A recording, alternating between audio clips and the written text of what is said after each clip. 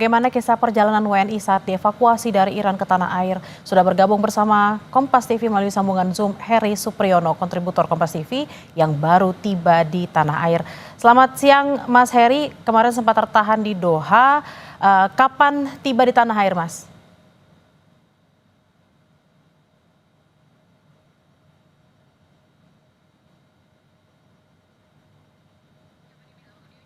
Mohon maaf Mas Heri, tampaknya audionya masih ke-mute, boleh dinyalakan terlebih dahulu, Mas? Ya, selamat Ya, siang oke. Mbak. Ya, selamat siang Mas Heri, silakan Mas. Ya, kita tiba di tanah air kemarin pukul 6 pagi Mbak, dan memang ada masalah ketika kita berangkat dari Baku, Azerbaijan menuju Doha, Qatar.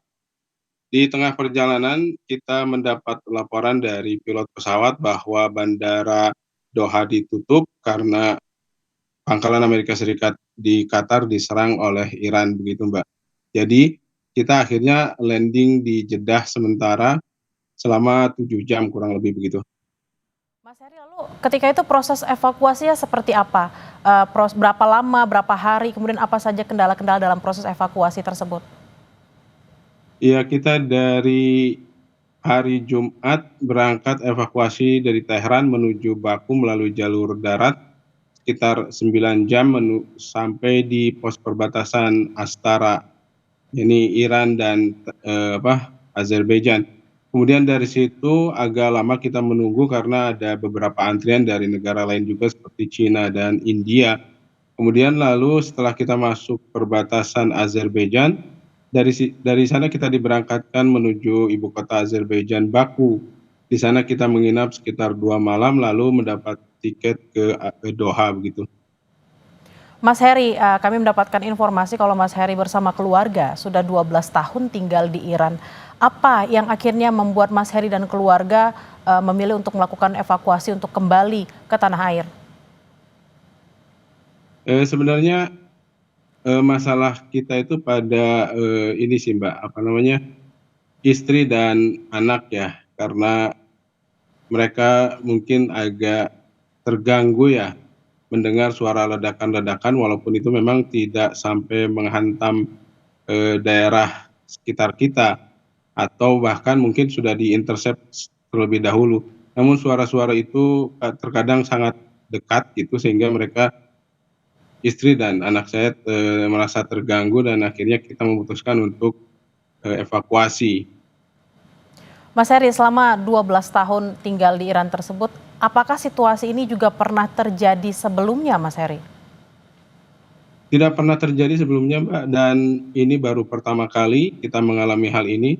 Memang dulu sempat ada rencana evakuasi dan kontingensi dari KBRI Tehran, namun kemudian tidak jadi dilakukan dan status dari siaga 2 kemudian berubah menjadi 3 begitu, dan ini memang awal kali kita merasakan dan mengalami siaga 1 dan harus evakuasi begitu.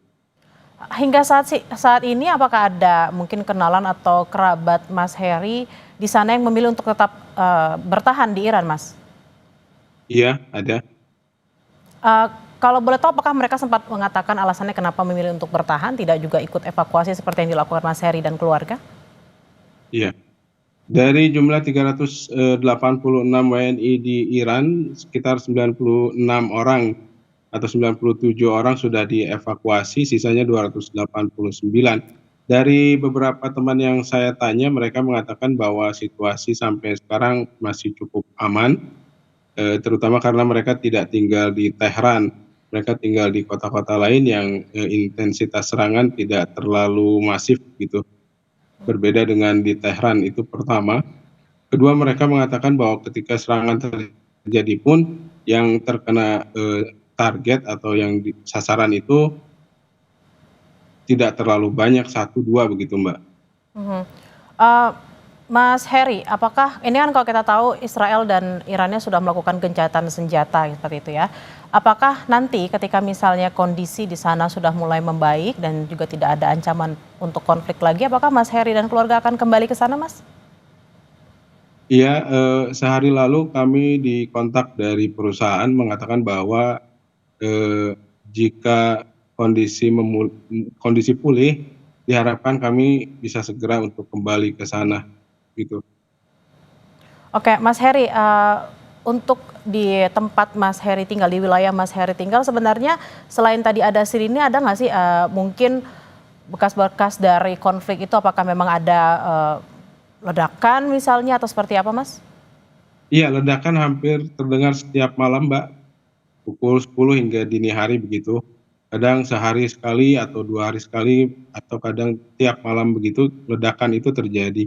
Dan, kenapa saya bilang itu ledakan lebih banyak berasal dari rudal-rudal atau drone Israel yang diintercept Iran, karena kita ketika jalan keluar tidak menyaksikan ada bekas-bekas, eee, rudal jatuh atau drone begitu. Hanya beberapa tempat saja yang memang, eee, kita menyaksikan sendiri, seperti di kantor media nasional Iran, kita menyaksikan sendiri kalau itu memang bekasnya ada, terus depot minyak di dekat kita, kira-kira mungkin beberapa 10 kilometer mungkin itu memang kita lihat. Tapi, dengan banyaknya suara-suara ledakan tersebut, ketika kita keluar kita tidak, menyaksikan sebegitu banyaknya begitu, Mbak.